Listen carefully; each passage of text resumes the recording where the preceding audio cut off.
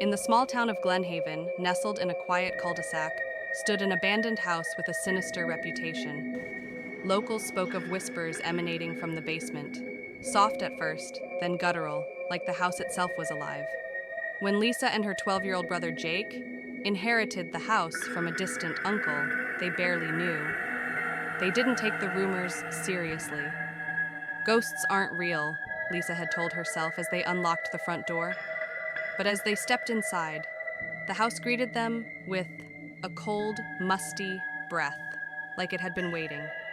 The first night passed uneventfully until the clock struck midnight. Lisa, lying in bed, stared at the water-stained ceiling. She couldn't sleep. The silence was thick, interrupted only by the occasional creak of the old house settling. Then, faintly, she heard it. At first, it sounded like the wind whispering through cracks in the walls, but as she listened closer, she realized it wasn't the wind. Words, indistinct and murmured, rose from beneath the floorboards. Her heart thumped in her chest.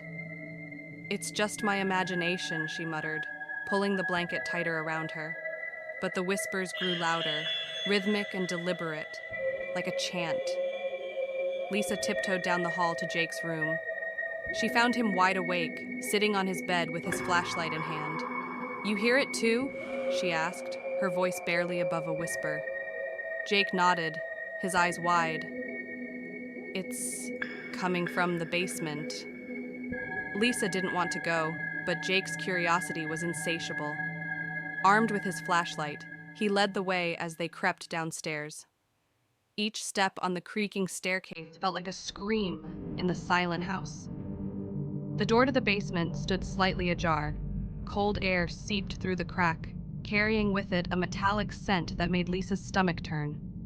Jake pushed the door open wider, the hinges groaning in protest. Darkness loomed beyond.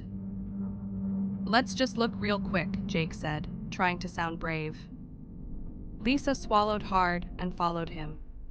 The basement was a graveyard of forgotten furniture and cobweb-covered boxes. The flashlight beam swept across the room, revealing thick dust and shadows that seemed to move just out of sight. The whispers grew louder as they descended.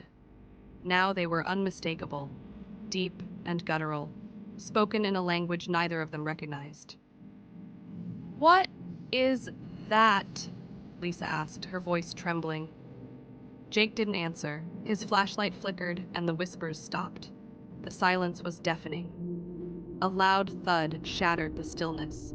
It came from the far corner of the basement, where the light didn't reach.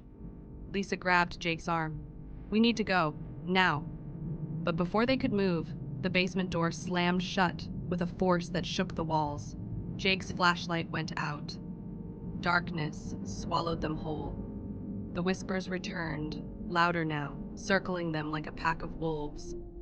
Lisa and Jake clung to each other, their breaths shallow and panicked. "Turn it back on!" Lisa cried, her voice cracking. "I'm trying!" Jake's fingers fumbled with the flashlight, but it wouldn't light. The whispers became a roar, rising to an ear-piercing crescendo. Shadows shifted, closing in around them. The air grew thick and cold, choking the screams from their throats. And then, nothing. When the neighbors finally mustered the courage to investigate the next morning, they found the house empty. The basement door was ajar, and the air inside was icy cold. But the whispers had returned, softer now, as if the house had added two new voices to its eternal chorus.